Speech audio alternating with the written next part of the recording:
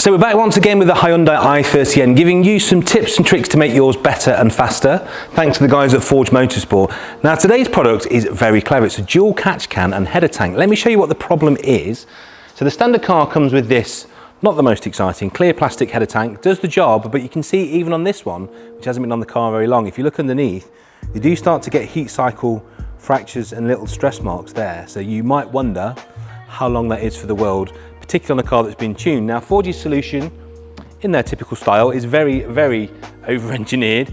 So there is your new header tank, and if you look inside, there's a lovely little level indicator to make it easy to fill. On the top of that goes this rather lovely CNCD cap, which just fits over the standard cap, so you get perfect sealing action. You then come down here, you've got not one but two oil catch tanks. Now they are taking all the vapors, all the carbon deposits, all the sludge that can go around your engine and capturing it.